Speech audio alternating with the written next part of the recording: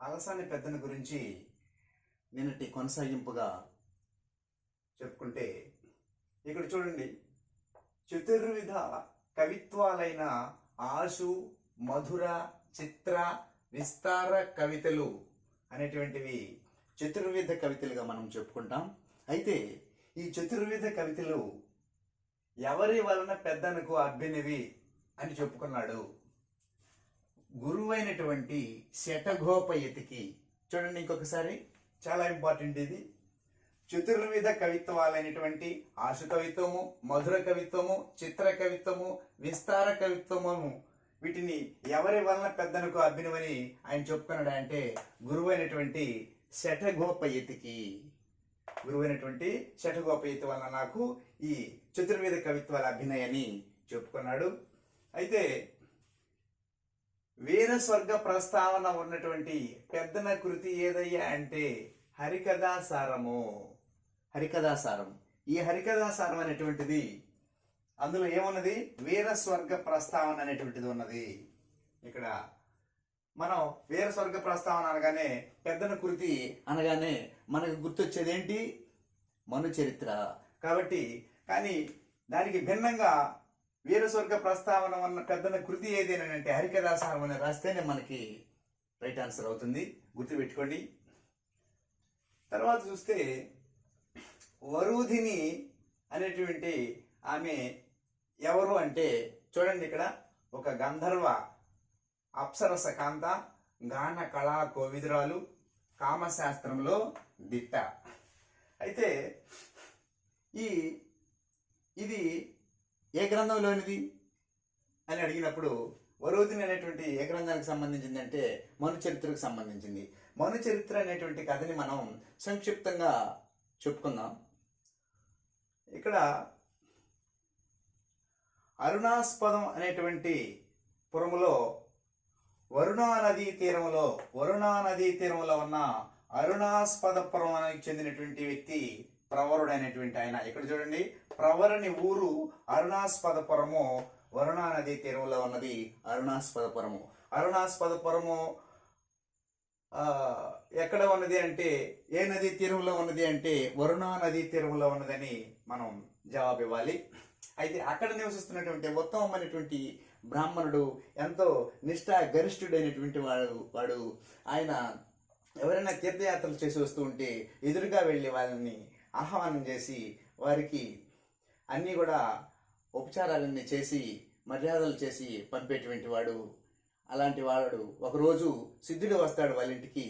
ఆ సిద్ధుడు చూసినటువంటి ప్రదేశాలన్నీ కూడా చెప్తాడు. ఆయనకి అన్ని ఆతిథ్యాలన్నీ ఇచ్చేసిన తర్వాత, ఇంత వేగంగా నువ్వు ఇన్ని తీర్థయాత్రలు ఎలా చేయగలిగావు అని అడిగినప్పుడు, నేను నాది ఒక పసరు పూసుకుంటాను కాళ్ళకి, నేను ఎక్కడికి వెళ్ళాలనుకుంటే అక్కడికి వెళ్ళిపోతాను అని చెప్తాడు. అయితే నాకు హిమాలయాలు చూడాలనేది, నాకు కూడా పోస్తావా పసరు అని అంటాడు. ఆ సరే పోస్తానని చెప్పి పూసేస్తాడు. తర్వాత కళ్ళు మూసుకొని తెరిసేసరికి ఆయన హిమాలయాల్లో ఉంటాడు. ఆ తర్వాత అక్కడ ఉన్నటువంటి ఆ ఎండకు మంచు కరిగిపోయి ఆ మంచు కాళ్ళ కింద పసరు కూడా కరిగిపోతుంది. కరిగిపోయిన సందర్భంలో ఇంకా అక్కడ హిమాలయాల అందాలన్నీ అయితే చూస్తాడే కానీ అక్కడి నుంచి ఇంటికి రావడానికి మాత్రం దారి అనేటువంటిది తెలియదు. పాపం ఎన్నో ఇబ్బందులు ఎదుర్కొంటాడు. అలాంటి సందర్భంలో ఆయనకు కనిపించినటువంటి ఒక స్త్రీ ఈ వరూధిని. ఎవరంటే, హిమాలయాల్లో ప్రవరుడు ఇరుక్కుపోయినటువంటి సందర్భంలో కనిపించినటువంటి స్త్రీ ఎవరంటే ఈ వరూధిని. ఆమె ఒక గంధర్వ అప్సరస కాంత, గాన కళా కోవిదురాలు, కామశాస్త్రంలో దిట్ట. ఇది ఆమె యొక్క విషయాలు. అయినప్పుడు అక్కడి నుంచి కూడా సంక్షిప్తంగా మనం కథ తెలుసుకుందాం. తనను దారి అడుగుతాడు. అడిగినప్పుడు ఇక్కడ చూడండి, ఆమె అంటుంది, దాన్ని అడిగినప్పుడు, ఇంతలో కన్నులుండ తెరువెవ్వరు వేడెదు భూసురేంద్ర అంటుంది. ఇంతలో కన్నులుండ, ఇంతంత పెద్ద కన్నులున్నాయి నీకు, దారి తెలియదు అంటావా? తెరవ అంటే మార్గం, దారి, నీకు దారి తెలియదని అంటావా? ఎట్లా వచ్చినావు దారి తెలియకుండా ఇక్కడికి, ఇంత అందగాడివి అని అంటుంది. అప్పుడు అంటే ప్రవరుణ్ణి ప్రేమించమని ఆమె బలవంతం కూడా చేస్తుంది. కానీ తను తన ప్రేమకు ఒప్పుకోకుండా అతను తర్వాత ఆ, అగ్నిహోత్రుని ప్రార్థించుకొని తను మళ్ళీ తన ఇంటికి చేరిపోతాడు. అగ్నిహోత్రుడు అంటే ఇంటి దగ్గర వాళ్ళ యొక్క నిత్య హోమం చేసేటువంటి అగ్నిని ప్రార్థించుకొని ఆ అగ్ని సహాయంతో ప్రవరుడు ఇంటికి చేరడం అనేటువంటిది జరుగుతుంది. ప్రవరుడి వృత్తాంతం అంతటితో ఆగిపోతుంది. ఆ తర్వాత ఈ కథంతా చూసినటువంటి ఈ వరూధిని ప్రేమించాలని ఒక గంధర్వుడు ఆకాశ మార్గాన్ని నుంచి చూసి ఈ ప్రవరుని యొక్క రూపాన్ని దాల్చుకొని మాయాప్రవరుడిలాగా వరూధిని దగ్గరికి వెళ్తాడండి. వెళ్ళినప్పుడు ఏం జరుగుతుందంటే తను ఈ ప్రవరుడే అనుకొని తను ఇద్దరు ప్రేమించుకుంటారు. ఆ తర్వాత ఏం జరుగుతుందంటే వీళ్ళిద్దరికీ ఒక కుమారుడు పుడతాడు. అతని పేరు స్వరోచి. ఎవరికి? మాయాప్రవరునికి వరూధినికి జన్మించినటువంటి వాడు స్వరోచి. ఆ స్వరోచి అనేటువంటి వాడు అడవిలో ఆ ప్రాంతంలో ఉంటాడు. అక్కడికి ఒక మనోరమ అనేటువంటి ఆమె వస్తుంది. ఈమె ఇందివరాక్షిని కూతురు. స్వరోచికి అశ్వహృదయం అనేటువంటి విద్య నేర్పుతుంది. గుర్తుపెట్టుకోండి. స్వరోచి అంటే ఎవరు? వరూధిని మాయాప్రవరుల కుమారుడు స్వరోచి అనేటువంటి వాడు. ఆ స్వరోచి అక్కడ ఉంటాడు. ఉన్నప్పుడు తనను మనోరమ అనేటువంటి ఆమె ఒక రాక్షసుడి బారి నుండి ఇబ్బందులు పడుతుంటే స్వరోచి అనేటువంటి వాడు రక్షిస్తాడు. రక్షించినప్పుడు ఈ మనోరమని తను వివాహం చేసుకుంటాడు. చేసుకున్నప్పుడు ఇందివరాక్షుడు కూతురు ఆమె స్వరోచికి ఏం చెప్తుందంటే అశ్వహృదయం అనేటువంటి విద్యను నేర్పుతుంది. అయితే ఆయుర్వేద విద్యను కూడా స్వరోచికి నేర్పించినది ఇందివరాక్షుడిగా మనం చెప్పుకోవచ్చు. ఇక్కడ ఆయుర్వేద విద్యను స్వరోచికి నేర్పింది ఎవరై అంటే ఇందివరాక్షుడు. ఆ తర్వాత ఇందివరాక్షునికి ఆయుర్వేద గురువు ఎవరై అంటే బ్రహ్మమిత్రుడు. గుర్తుపెట్టుకోండి. సందర్భం వచ్చింది కాబట్టి ఈ లింకుడుగా ఇందివరాక్షుని కూతురైనటువంటి మనోరమని వివాహం ఆడింది స్వరోచి. ఆ స్వరోచికి అశ్వహృదయం అనేటువంటి విద్యను నేర్పినది ఎవరై అంటే మనోరమ. ఆయుర్వేదం అనేటువంటి విద్యను స్వరోచికి నేర్పింది ఎవరై అంటే ఇందివరాక్షుడు. ఆ తర్వాత ఇందివరాక్షునికి ఆయుర్వేద విద్య గురువు ఎవరై అంటే బ్రహ్మమిత్రుడు. అర్థమైందా? బ్రహ్మమిత్రుడు. అయితే ఇందివరాక్షిని శపిస్తాడు ఈ బ్రహ్మమిత్రుడు. ఆ విషయం పక్కన పెట్టేస్తే ఇంకా ఈ మనోరమ అనే ఆమె ఉంది కదా, ఈ మనోరమ అనేటువంటి ఆమె చెలికెత్తెలు కూడా ఉన్నారు. వాళ్ళల్లో ఒక ఆమె ఇక్కడ ఉన్నటువంటి విభావసి, ఆ తర్వాత కళావతి అనేటువంటి ఆమె. ఈ విభావసి గురించి మనం చెప్పుకుంటే మృగపక్ష భాషలు స్వరోచికి నేర్పింది విభావసి. మనోరమ చెలికెత్తి ఈమె మృగపక్ష భాషలు నేర్పింది. అంటే మృగాలు పక్షులు ఏమైతే మాట్లాడుకుంటాయో అవన్నీ వీళ్ళకి అర్థం అవుతుంటాయి అన్నమాట. అది నేర్పినది. ఆ తర్వాత పద్మిని అనేటువంటి విద్య స్వరోచికి చెప్పినది కళావతి. ఈమె ఎవరయ్యా? ఈమె కూడా ఒక చెలికెత్తే. ఎవరి చెలికెత్తే? మనోరమ యొక్క చెలికెత్తే. కాబట్టి మనోరమ ఇద్దరు చెలికెత్తెలు, ముగ్గురిని వివాహం చేసుకున్నాడు. ఎవరు? స్వరోచి. అయితే ఇంకొక విషయం గుర్తుపెట్టుకోండి. ఈ పద్మిని అనేటువంటి విద్య పార్వతీదేవి కళావతికి చెప్తుంది. ఆ కళావతి వచ్చి ఎవరికి చెప్పింది? స్వరోచికి చెప్పింది. స్వరోచికి చెప్పినది. అయితే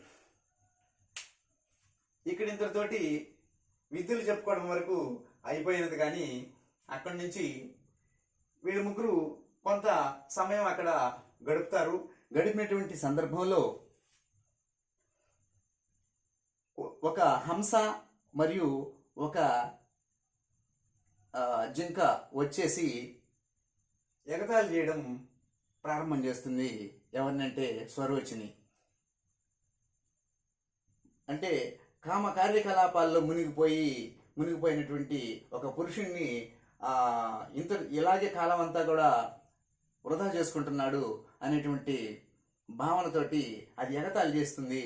ఈయనకు కూడా మృగపక్షి భాషలు తెలుసు కాబట్టి, విభావస ద్వారా నేర్చుకున్నాడు కాబట్టి ఆయనకు ఆ హంస ఆ జింక ఏమైతే ఎగతాళి చేసినాయో అర్థమైపోయి ఒక వైరాగ్యం కలిగింది. ఆ సమయంలో అక్కడ ఒక జింక అనేటువంటిది, ఇంకొక జింక కనిపించినప్పుడు ఏమవుతుందంటే ఆ జింక అనేటువంటిది ఒక దేవతల యొక్క రూపంతో తనను ప్రేమించమని అడుగుతుంది. ఎవరిని అడుగుతుంది? ఈ స్వరోచిని అడుగుతుంది. నేను ఇప్పటికే ముగ్గురిని ప్రేమించి వైరాగ్యం చెందినటువంటి ఈ వ్యక్తి నా వల్ల కాదంటాడు. కానీ దేవతల యొక్క ప్రోత్సాహంతో తనను ప్రేమించడానికి సిద్ధమవుతాడు. ఆ తర్వాత ఎవరైతే ఆ జింక ఉన్నదో ఆ జింక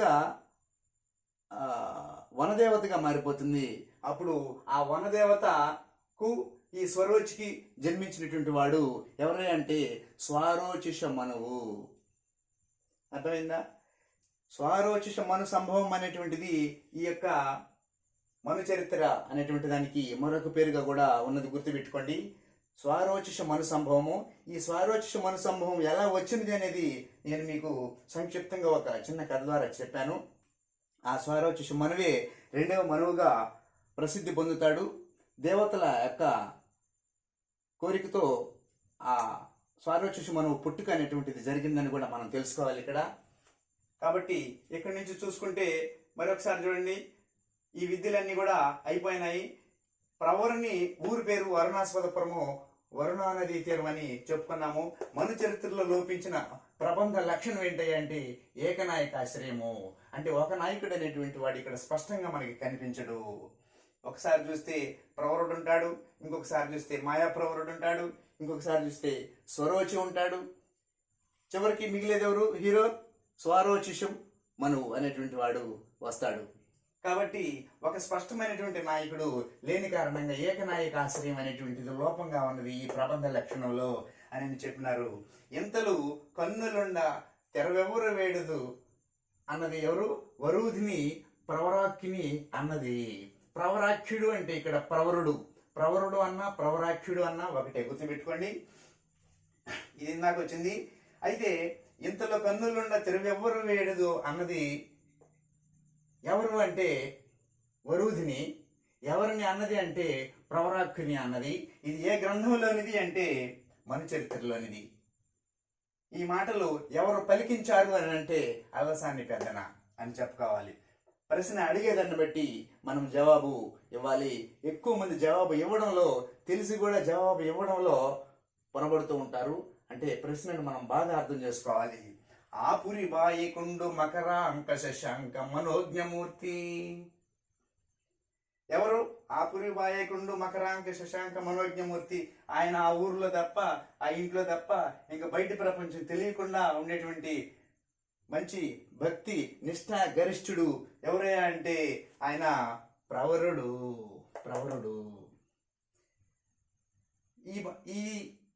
ఈ పద్యం ఏ గ్రంథంలోనిది అంటే మను చరిత్రలోనిది. ఇది ఎవరు పలికించినారు అంటే అలసాని పెద్దనగా చెప్పుకోవాలి. యవతే వీవు భీత హరినేక్షణ ఇంటి చరించెదు అన్నది ఎవరు అంటే ప్రవరుడు. ఎవరిని అన్నాడు? వరూధిని అన్నాడు. ఎవరు? నువ్వు హిమాలయాల్లో ఒక్కదానివే తిరుగుతూ ఉన్నావు అని అన్నాడు అనమాట. అయితే ఇక్కడ ఉన్నటువంటి పాత్రల గురించి మనం చెప్పుకుంటే ప్రవరుడు, వరూధిని, మాయాప్రవరుడు, సోమిదమ్మ, స్వరోచి, స్వారోచిషుడు అంటే స్వారోచిష మనువు. ఓకే. ఇందీవరాక్షుడు, మనోరమ, వనదేవత, కళావతి, విభావసి, విజయుడు, మేరునందనుడు, విభావసుడు. ఇవి మను చరిత్రలో ఉన్నటువంటి పాత్రలుగా చెప్పుకోవాలి. ప్రశ్న ఎలా అయినా అడగచ్చు, ఈ క్రింది వారిలో మను చరిత్రలో లేని పాత్ర ఏది అని అడిగాడంటే ఉన్న పాత్రలు ఏంటో మనం తెలుసుకోవాలి. కాబట్టి మనం స్పష్టంగా ఈ పాత్రలన్నీ కూడా మనం తెలుసుకోవాలి.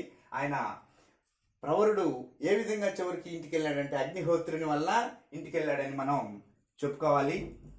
కాబట్టి ఈ పైన చెప్పినటువంటి విషయాలన్నీ కూడా మనం క్షుణ్ణంగా అర్థం చేసుకొని చదవాలి.